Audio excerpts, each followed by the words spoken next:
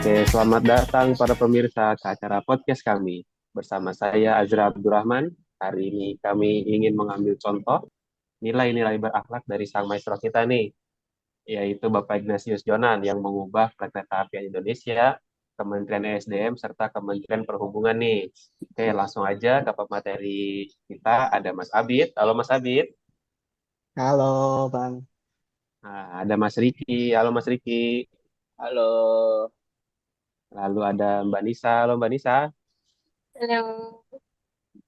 Oke, dan terakhir ada Mbak Fani. Halo Mbak Halo. Fani. Oke, sekarang sesuai urutan nih, karena yang pertama itu berorientasi pada pelayanan, maka kita tanya Mas Abid dulu nih. Mas Abid, gimana nih berorientasi pada pelayanan? Kalau kita ambil contohnya dari Bapak Ignatius Jonan, apa yang bisa kita teladani nih? Oke, Bang. Dari poin pertama ya, berorientasi pada pelayanan itu beliau, Bapak Ignatius Jonan, selama dia sebagai Direktur PT KAI, dia mengubah orientasi KAI dari yang awalnya produk oriented menjadi customer oriented. Di Kemenhub pula dia fokus pada pembenahan fasilitas publik di bandara, pelabuhan, agar setara dengan hotel berbintang. Dia itu memahami bahwa ASN atau pejabat adalah pelayan publik prinsipnya, komersil boleh, tapi pelayanan tetap nomor satu. Beliau juga berhasil menciptakan standar pelayanan publik yang manusiawi dan responsif terhadap keluhan masyarakat, Bang. Jadi itu perlu kita terapin dalam kehidupan ber-ASN kita, Bang.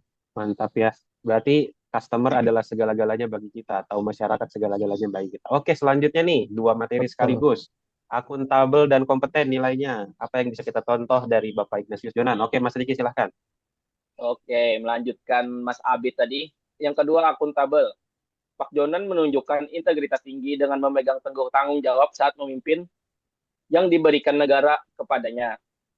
Beliau juga sering turun ke lapangan, mendengarkan keluh kesah dari stafnya, dari pelanggannya, bagaimana PT KAI sekarang, dan saat menjadi Menteri Perhubungan juga beliau memiliki kebijakan-kebijakan yang mengubah cara kerja di kementerian. Selanjutnya, yang ketiga kompeten. Dari yang awalnya Direktur PT KAI hingga menjadi Menteri Perhubungan dan menjadi Menteri SDM, menunjukkan bahwa negara percaya kepada beliau.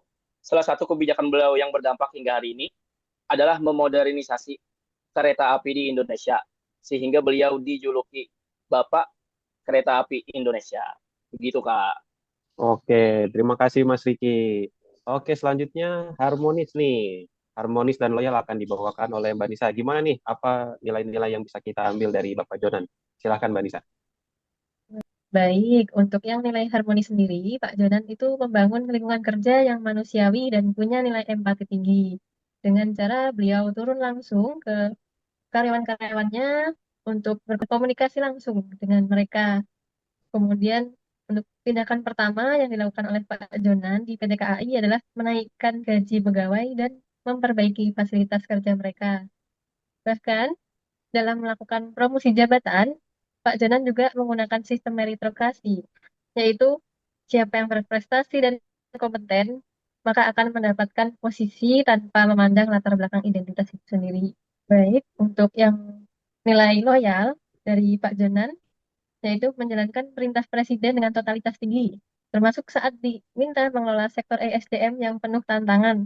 Contohnya, divesti saham sebesar 51% saham PT Freeport. Kemudian beliau dedikasinya melampaui kepentingan pribadi saat melakukan pengabdian kepada negara. Itu kurang lebih. Oke, mantap nih. Jadi kalau gajinya tinggi, kita juga semangat juga kerjanya seperti Pak Jonan gitu ya. Oke, Setuju. selanjutnya nih ada adaptif nih, Kak Fani. Ayo gimana Kak Fani? Apa yang bisa kita ambil dari sifat Pak Jonan dari nilai adaptifnya? Gimana Kak Fani? Silakan.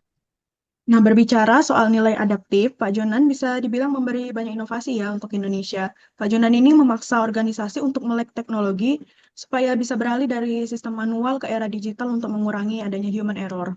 Salah satu contohnya itu digitalisasi pada perkeretaapian Indonesia yang bisa kita rasakan sampai saat ini.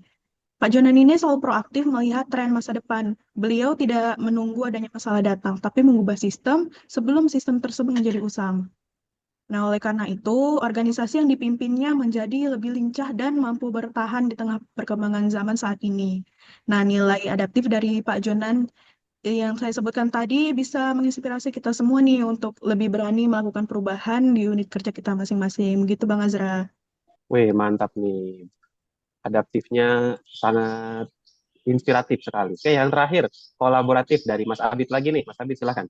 Nah, untuk poin yang terakhir ya Bang, setelah tadi teman-teman jabarkan, eh, untuk poin kolaboratif itu sendiri, beliau itu selama menjabat sebagai Menteri Perhubungan, beliau membangun kerjasama lintas sektoral dalam pembangunan infrastruktur transportasi dan energi, seperti kerjasama dengan ESDM untuk program BBM satu harga. Beliau memahami bahwa masalah bangsa tidak bisa diselesaikan satu kementerian saja, butuh sinergi antar lembaga dan swasta. Sinergi ini mempercepat tercapainya program strategis nasional secara efektif dan efisien. Begitu Bang Azra, jadi perlu kolaboratif. Oke, mantap nih. Sekarang udah lengkap nih. Ada berorientasi pada pelayanan, akuntabelnya udah, kompetennya udah, harmonisnya udah, loyal, adaptif, dan kolaboratif. Semuanya berakhlak ya. Oke, para pemirsa, core values yang bisa kita ambil dari sosok Pak Jonan itu sangat luar biasa ya, sangat banyak sekali. Oke, maka dari itu mari kita jonankan instansi kita masing-masing dengan nilai berakhlak. Saya Azra Abdurrahman, mewakili kelompok 3C, pamit undur diri, salam sejahtera.